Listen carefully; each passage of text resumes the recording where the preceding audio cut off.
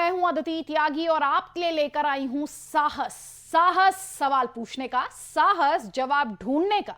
क्योंकि सिस्टम से अब कोई तीखे सवाल ही नहीं पूछता, क्योंकि ताकतवरों को तर्कों से कोई चुनौती ही नहीं देता, क्योंकि लोग अब भीड़ में चलने के आदी हो चुके हैं। कुछ की आंखों पर पट्टी बंधी है तो कुछ ना बोल पाने और बीच का रास्ता खोजने की आदत बना चुके हैं। सवाल यह है कि जो मिलता है उसे ही स्वीकार लिया जाए या फिर बदलाव की आवाज बनने का साहस दिखाया जाए। यही साहस है जिसमें हम किसी खबर से जुड़े सुलगते हुए पहलू दिखाएंगे और सीधे सवाल पूछेंगे। ये सवाल संविधान की रक्षा के लिए जरूरी हैं। ये सवाल एक बेहतर देश को बनाने के लिहाज से भी अहम है।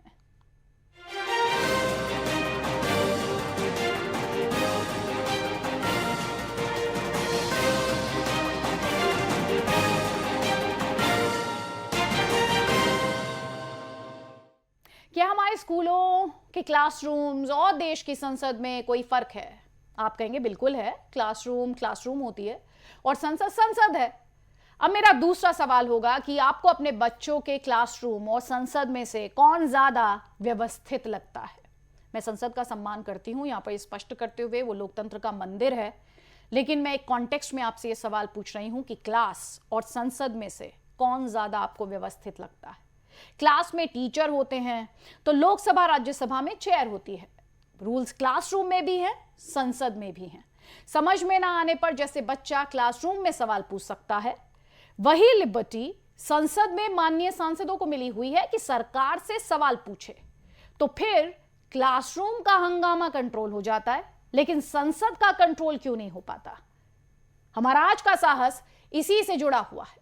राज्यसभा के सभापति यानी उपराष्ट्रपति जगदीप धनखड़ ने 12 सांसदों के खिलाफ विशेषाधिकार हनन की जांच को मंजूरी दे दी है। इन 12 सांसदों में से आपको यह बता देते हैं, 9 सांसद कांग्रेस के हैं, 3 आम आदमी पार्टी के हैं।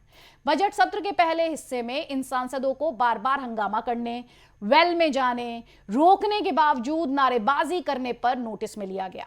नोटिस में लेने का मतलब है इनके आचरण की जांच होगी, जो कि एक संसदीय कमेटी करेगी और फिर जैसा वो इस जांच में पाएगी उसी हिसाब से कार्रवाई की जाएगी। अदानी मामले और बीबीसी मामले को लेकर संसद में शोर मचाया गया था और जांच का यह भी मतलब है कि इन सांसदों के हंगामे से संसद का वक्त बर्बाद हुआ। अब वक्त की बर्बादी तो हुई ही, साथ ही क्या हुआ? पैसे की भी बर्बादी हुई। किसके पैसे की? हमारे आपके पैसे की। आम टैक्स पेयर की जेब से यह पैसा आता है। लेकिन इन सांसदों में से कुछ का कहना है कि संसद में आवाज उठाना उनका अधिकार है। यहां हमें आवाज उठाने और शोर के अंतर में भी फर्क करना सीखना होगा। और आपको बता देते हैं, साहस में आज जो हमारे सवाल हैं, जल्दी से सारे सवाल मैं आपको बता देती हूं। संसद में विपक्षी आवाज दबाने का क्या विपक्ष का आरोप सही है? सांसदों का शोर करना और वेल में जाना क्या नैतिक है? संसद के वक्त की बर्बादी का जिम्मा कैसे तय किया जाएगा? संसद के नियम ना मानने और सख्ती क्या जरूरी नहीं? और देश के पैसों के नुकसान की वसूली क्या नेताओं से नहीं होनी चाहिए? ये सवाल हैं जो हम साहस में उठाएंगे। लेकिन इसी पर बात करने के लिए हमारे साथ लोकसभा की पूर्व महासचिव स्नेहलता श्रीवास्तव जी हैं, वो हमारे साथ जुड़ रही हैं। लेकिन उससे पहले मैं चाहूंगी संजय सिंह क्या कह रहे हैं वो आप सुनिए। अडानी के महाघोटाले के खिलाफ बोलना कौन सा आचरण के विपरीत काम करना हुआ? भाई, इस देश का कोयला, गैस, बिजली, पानी, सड़क, सीमेंट, स्टील, पोर्ट, एयरपोर्ट, सब कुछ एक ही आदमी को दे दिया गया। 2.5 लाख करोड़ का कर्जा दे दिया गया। वो लाखों हजारों करोड़ का विदेशों से काला धन अपनी कंपनी में लगा रहा है। ये आतंकवादियों का पैसा है, देश तोड़ने के लिए आया है, किस काम से आया है? यही प्रश्न तो पूछ रहा था मैं पार्लियामेंट के अंदर। इसमें हमारा से आचरण, ये तो सरकार का आचरण गलत है ना। और ये मेरा विशेषाधिकार एक सांसद के तौर पे, अगर मैं कोई सवाल पूछ रहा हूं तो आप उसका जवाब दीजिए। सरकार भागती है उससे। हमने 267 का नोटिस दिया कि अडानी के महाघोटाले पे सदन में चर्चा कराई जाए। जब चर्चा नहीं हो रही थी तो ये मेरा अधिकार है, मैं बेल में जाऊं। बेल में जाना मेरा एक कॉन्स्टिट्यूशनल डेमोक्रेटिक राइट है, अधिकार है। कोई ऐसा थोड़ी है कि संसदीय परंपराओं का उल्लंघन है। वो बहुत सारे लोग जब से पार्लियामेंट बनी अलग अलग मुद्दों को लेके बेल में जाते रहे, कोई नई बात थोड़ी है। तो आप सुन रहे थे संजय सिंह, वो ये कह रहे हैं कि सवाल पूछना तो मेरा अधिकार है, एक सांसद के तौर पर मेरा दायित्व भी है। और यहाँ पर बड़ा सवाल यही है कि संसद में विपक्ष की क्या आवाज दबाई जा रही है, जैसा कि आरोप यहां पर लग रहा है। स्नेहलता जी, सबसे पहले तो सवाल यही है, शोर कितना अलाउड होना चाहिए? और ये जो आरोप लगा रहे हैं कि विपक्ष की आवाज दबाने की ये साजिश की जा रही है, क्या सही मायने में आवाज दबाई जा रही है या फिर ये शोर है? देखिए, जो भी मेंबर्स ऑफ पार्लियामेंट हैं, पार्लियामेंट के रूल्स हैं और पार्लियामेंट के बारे में जो कॉन्स्टिट्यूशनल प्रोविजंस हैं वो सभी को ज्ञात हैं। और कंडक्ट ऑफ द मेंबर्स जो उसमें आचरण कहलाता है, उसके लिए प्रोविजंस हैं रूल्स में।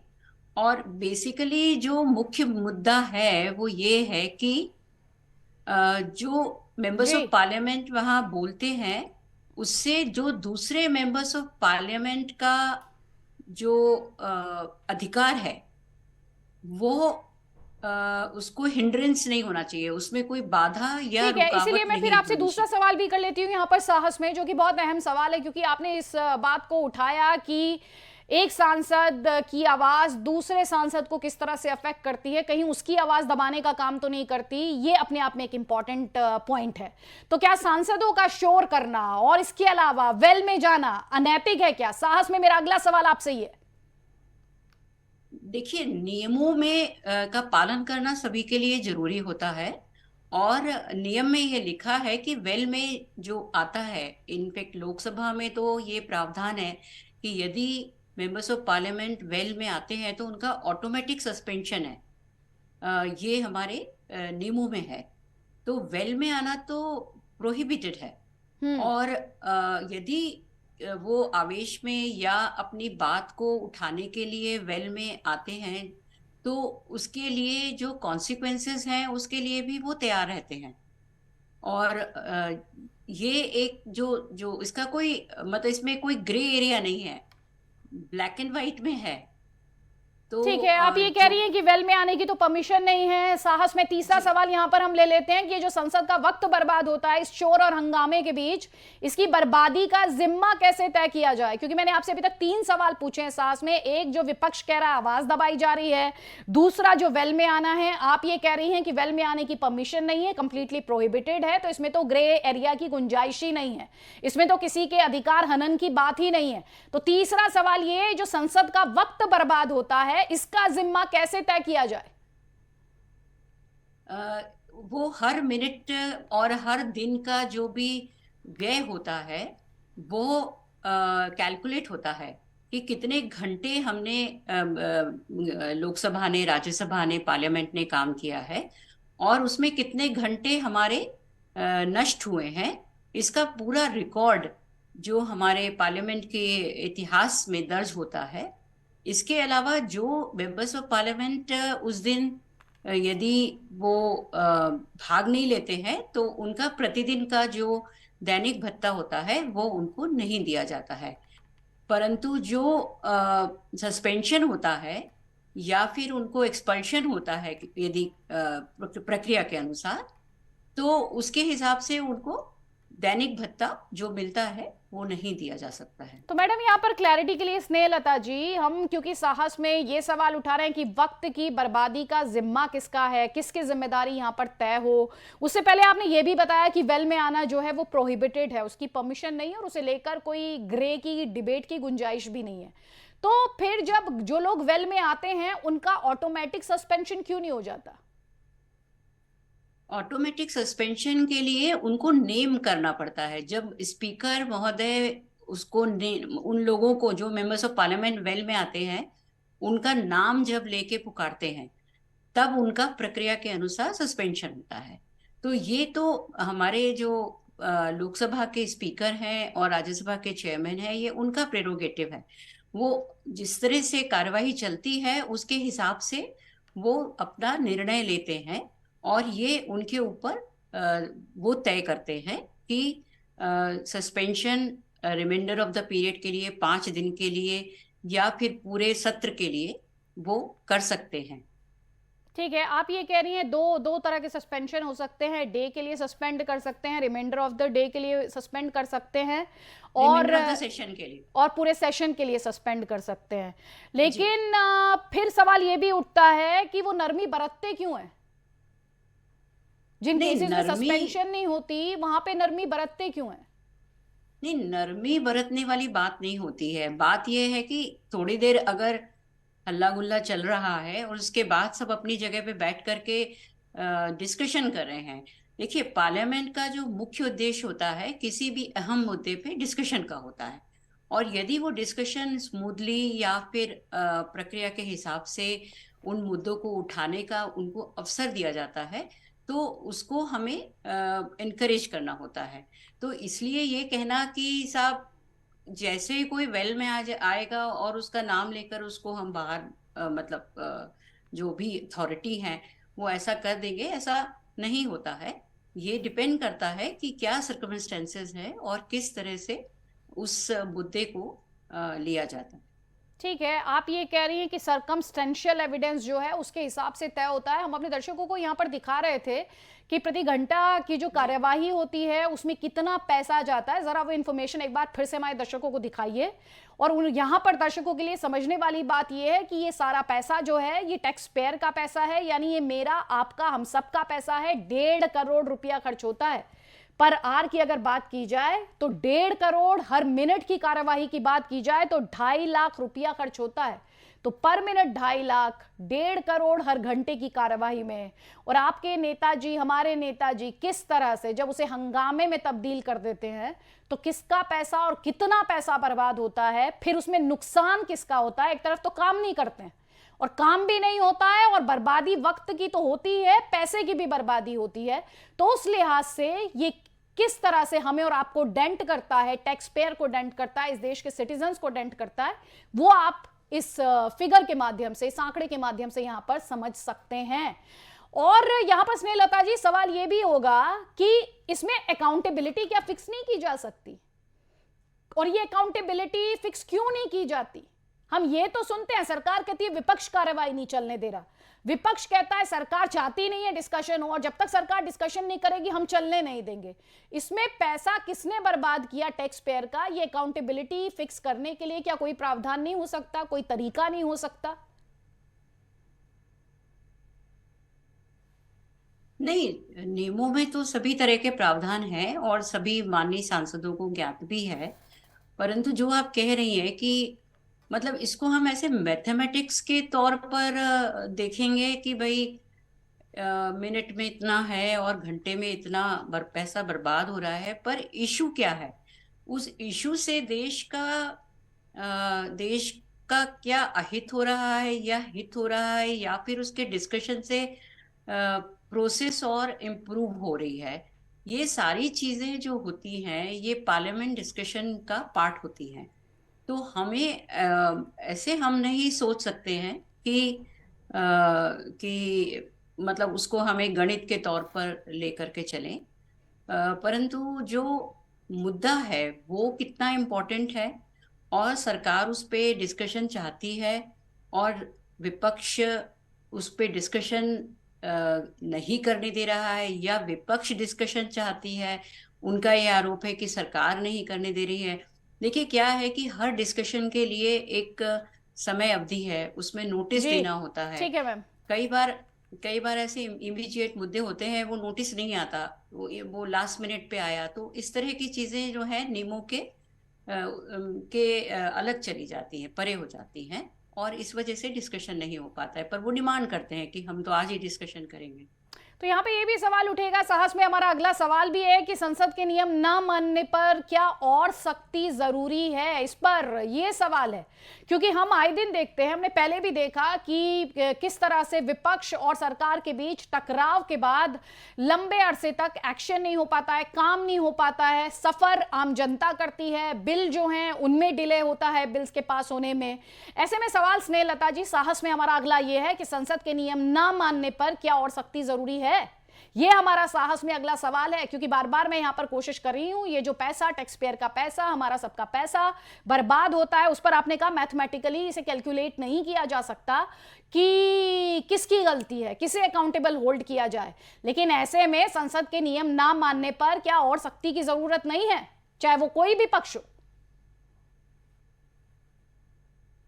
देखिए, सुधार की रिफॉर्म्स जो है वो हर सेक्टर में जरूरी है, और इसीलिए चूंकि पार्लियामेंट भी पूरा एक स्ट्रक्चर का भाग है, तो वहां पर भी सुधार की गुंजाइश है। और इसलिए जो सरकार की तरफ से जो मोशन लाए जाते हैं और जो चेयरपर्सन नोटिसेस देते हैं, वो नोटिसेस कमेटीज को जाते हैं और कमेटीज उसमें इंक्वायरी करती हैं, क्योंकि देखिए उसका जो परिणाम है वो सीरियस हो सकता है। किसी को एक्सपल्शन कर सकते हैं, किसी को आप मौका नहीं दे रहे हैं उसकी कॉन्स्टिट्यूएंसी की बात रखने के लिए, तो एक बहुत बड़ी चीज है। तो उसके लिए पूरी इंक्वायरी करके और उसके बाद उसका निर्णय आता है कि पर्टिकुलर एमपी जिनके नाम लिए गए हैं या जिनके नाम दिए इंक्लूड किए गए हैं, उनको मौका दिया जाए। और जैसे जांच सारी होती है, बिकॉज क्या है कि पार्लियामेंट खुद अधिकृत है अपने मेंबर्स ऑफ पार्लियामेंट को रेगुलेट करने के लिए, उनकी सारी प्रोसेस के लिए वो खुद अपनी कार्यवाही तय कर सकती है, खुद अपनी कमेटीज के थ्रू उसका इन्वेस्टिगेट करा सकती है। तो इन सब चीजों के लिए ठीक पूरा है, अवसर देकर के कार्रवाई होती ठीक है। आप ये कह रही हैं कि जब तक सुनवाई नहीं होगी तब तक इस पर किसी भी कंक्लूजन पर आना मुमकिन नहीं होता है। लेकिन यहाँ पर साहस में हमारा अगला सवाल ये है कि देश के पैसों के नुकसान की वसूली क्या नेताओं से नहीं होनी चाहिए? ये बड़ा सवाल है, जो मैंने शुरुआत में ही बात की कि किसकी जिम्मेदारी है, किसका जिम्मा है ये जो बर्बादी हो रही है, वक्त की भी और पैसे की भी। एक सवाल जो बार बार पूछा जाता है कि जो देश का पैसा है ये जिसकी बर्बादी करते हैं हमारे माननीय, क्या इस नुकसान की वसूली माननीयों से नहीं की जानी चाहिए? स्नेहलता जी, ये बड़ा सवाल है और शायद इससे जवाबदेही तय करने में और इन्हें रिस्पॉन्सिबल बनाने में और रिस्पॉन्सिबल तरीके से बिहेव करने में क्या बेहतर नहीं होगा कि वसूली का भी इनसे वसूला जाए, जो ये वक्त बर्बाद करते हैं और समय बर्बाद करते हैं? वक्त की वसूली तो मुमकिन नहीं है क्योंकि समय तो कोई नहीं लौटा सकता, लेकिन पैसे की वसूली तो मुमकिन है। नहीं, देखिए, ये this is a larger question, ये काफी बड़ा विषय है। क्योंकि अगर आप एग्जीक्यूटिव को देखें, अगर आप पार्लियामेंटेरियंस को देखें, अगर आप किसी भी जुरिस्डिक्शन में देखें, तो वसूली का क्या प्रावधान है? वसूली सिविल में आती है, क्रिमिनल में आती है, उसका क्या इन्वेस्टिगेशन हो सकता है, किस तरह से उसका डिसाइड होगा कि किस व्यक्ति से वसूल किया जाए, ये एक बहुत बड़ा लार्जर प्रश्न है। और किस किस से वसूली होती है, अगर आप देखें तो आपको ध्यान होगा कि जो रेवेन्यू अरियर्स के रूप में वसूली तहसीलदार करने के लिए सक्षम होते हैं, ये सारे एक्ट में प्रोविजन होते हैं। तो अगर पार्लियामेंट ये तय करती है कि हम ऐसा करना चाहते हैं, तो वो पार्लियामेंट ही अपने लिए नियम बनाती है, और पार्लियामेंट के जो सारे मेंबर्स ऑफ पार्लियामेंट होते हैं वो रूल्स कमेटी में की जो रिकमेंडेशंस होती है उसके हिसाब से तय कर सकते हैं। पर ये स्थिति सभी जगह फिर होगी, केवल पार्लियामेंट में नहीं होगी। ठीक है, आप ये मेरी बात समझ रही हैं? ठीक है, मैं आपकी बात समझ रही हूँ, लेकिन फिर मैम सवाल ये भी है, ये जो पूरा टकराव है, अब मैं उस पूरी पॉलिटिकल डिबेट पर आ रही हूँ जिसका सामना आपने भी किया होगा और जो इस वक्त मौजूदा दौर में हो रही है। एक तरफ संजय सिंह ने क्या कहा, मैं चाहूंगी एक बार हम फिर से आपको सुनवा दें संजय सिंह क्या कह रहे हैं अपनी सफाई में, उसके बाद मैं आपसे सवाल लूंगी। सुनवाइए संजय सिंह क्या कह रहे हैं। मैं ये पूछ रहा हूँ कि अडानी के महाघोटाले के खिलाफ बोलना कौन सा आचरण के विपरीत काम करना हुआ? भाई, इस देश का कोयला, गैस, बिजली, पानी, सड़क, सीमेंट, स्टील, पोर्ट, एयरपोर्ट, सब कुछ एक ही आदमी को दे दिया गया। 2.5 लाख करोड़ का कर्जा दे दिया गया। वो लाखों हजारों करोड़ का विदेशों से काला धन अपनी कंपनी में लगा रहा है। ये आतंकवादियों का पैसा है, देश तोड़ने के लिए आया है, किस काम से आया है? यही प्रश्न तो पूछ रहा था मैं पार्लियामेंट के अंदर। इसमें हमारा से आचरण, ये तो सरकार का आचरण गलत है ना। और ये मेरा विशेषाधिकार एक सांसद के तौर पे, अगर मैं कोई सवाल पूछ रहा हूं तो आप उसका जवाब दीजिए। सरकार भागती है उससे। तो यहाँ पर स्नेहलता जी एक बड़ा सवाल जो उठेगा वो ये है कि विपक्ष अपनी बात ही ना उठाए क्या, विपक्ष अपनी बात ही ना रखेगा क्या यहाँ पर? नहीं, विपक्ष अपनी बात रखेगा, परंतु वो नियमों के अंतर्गत रख सकते हैं, वो नियम से ऊपर नहीं है। लोकसभा एक एपेक्स, लोकसभा, राज्यसभा, संसद एक बहुत गंभीर और बहुत ग्रेविटी वाला इंस्टीट्यूशन है। इसको कोई भी हल्के से नहीं लेना चाहिए, चाहे वो आप लोग हों, चाहे वो पार्लियामेंटेरियन खुद हों, चाहे एग्जीक्यूटिव हों।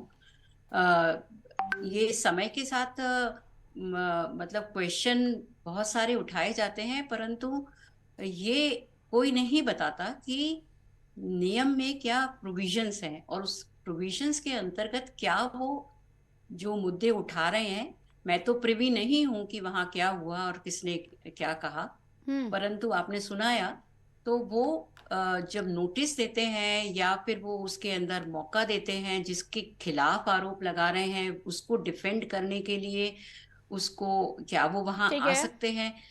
इस तरह के कई सारे मुद्दे होते हैं कि ऐसा नहीं है कि वहां ठीक आप है। खड़े होके, चूंकि आप मैं सरल कॉन्स्टिट्यूशन में भाषा में अधिकार आपसे है। समझना चाहूं क्योंकि ये खबर इस बात पर आधारित है, जो आपसे मैं डिस्कशन कर रही हूँ, ये साहस में सवाल इसलिए उठा रही हूँ क्योंकि 12 सांसदों के आचरण की बात यहाँ पर की जा रही है।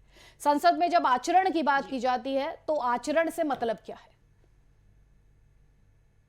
आचरण से मतलब प्रश्न उठाने पे नहीं है।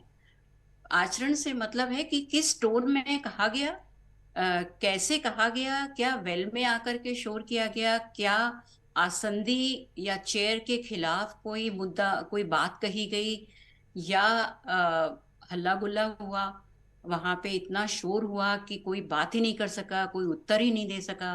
तो ये सारी चीजें जो हैं वो आचरण में आती हैं और कंडक्ट में आती हैं और प्रिविलेजेस में आती हैं। प्रिविलेजेस में इस तरह से, जैसा मैंने आपको पहले भी बताया, कि यदि आप किसी दूसरे सांसद महोदय को बात नहीं करने ठीक दे है, रहे हैं तो आप उसके अधिकार पे का भी हनन कर रहे हैं। इसीलिए सबको बराबरी का अधिकार है, इसमें सब सरकार बराबरी का से कितना बोल दायित्व सकते हैं। है? इसमें स्नेहलता जी, एक संसद में सुचारू तौर पर काम काज चले उसमें सरकार का क्या रोल रहता है, और दूसरा सरकार की जिम्मेदारी क्या है, और दूसरा शोर मचाने में और सवाल पूछने के बीच कितना फासला है?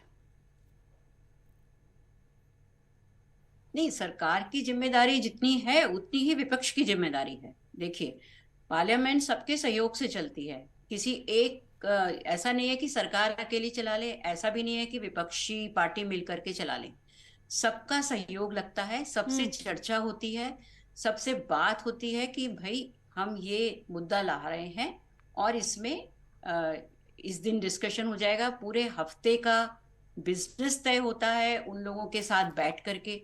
अब अगर आप उसे ब्रेक करेंगे, यदि मान लीजिए आपने कहा कि इस हफ्ते तो ठीक। हम महंगाई पे चर्चा करेंगे या हम्म। डिफेंस पे चर्चा करेंगे, परंतु आपने उसकी जगह कोई दूसरा चर्चा के लिए उठा लिया, तो वो आपने ठीक है। मिलकर ही तय किया था पूरा हम्म। कार्यक्रम। तो हम्म। एक तो ये है, और दूसरा ये है कि शोर मचाने में और प्रश्न पूछने के जी। बीच का फासला हम्म। केवल इतना है कि जो समय उनको दिया जाता है, जहां तक मेरा अनुभव है कि जो समय उन्हें मिलता है उस ठीक। पे से वो ज्यादा एजिटेट होते हैं कि आप हमें पूरा समय नहीं दे रहे हैं अपना मुद्दा उठाने के लिए। हम्म। तो अगर आपके पास समय हो तो मैं उसमें बता दूं कि यदि किसी अपोजिशन पार्टी को पार्लियामेंट में ज्यादा समय चाहिए तो उन्हें ज्यादा सीटें जीत कर आना पड़ेगा, क्योंकि समय का बंटवारा number of MPs of that party के बेसिस पर तय होता है। हम्म। यदि मान लीजिए किसी मुद्दे पे 3 घंटे का डिस्कशन तय ठीक है। है, तो 3 घंटे इस तरह से डिस्ट्रीब्यूट होंगे कि जिस पार्टी के जितने सांसद हैं हम्म। उतने, उसका एक फॉर्मूला है, उसके हिसाब से वो पहले से पूरा सबको पता है, वो फॉर्मूला स्टैट मतलब फॉर्मूला जो है स्टैंडर्ड है, ठीक है। और उसके हिसाब से अगर आपको 4 मिनट मिलते हैं, कुछ पार्टियों को 1 मिनट मिल रहा है, मान लीजिए ठीक है, तो छोटी आप कह रहे हैं पार्टियों जितने को। सांसद हैं उसके हिसाब से वक्त का डिस्ट्रीब्यूशन किया जाता है। स्नेहलता जी, बहुत बहुत शुक्रिया मान्यों की जवाबदेही भी तय करने के लिए, उनके अधिकारों के बारे में भी जवाब देने के लिए, और यहाँ पर साहस में अभी आपने सुना स्नेहलता जी द्वारा स्पष्ट कर दिया गया कि जितनी जवाबदेही सरकार की है उतनी ही जवाबदेही यहाँ पर, उतना ही दायित्व यहाँ पर विपक्ष का भी है। दोनों में से कोई भी आइसोलेशन में पार्लियामेंट को नहीं चला सकते हैं, दोनों को सहयोग से ही इसे चलाना होगा। तो जब अगली बार आप नेताओं को ब्लेम गेम खेलते हुए देखें, एक दूसरे पर दोषारोपण करते हुए देखें, तो समझिए जिम्मेदारी दोनों पक्ष की है। साहस में फिलहाल इतना ही।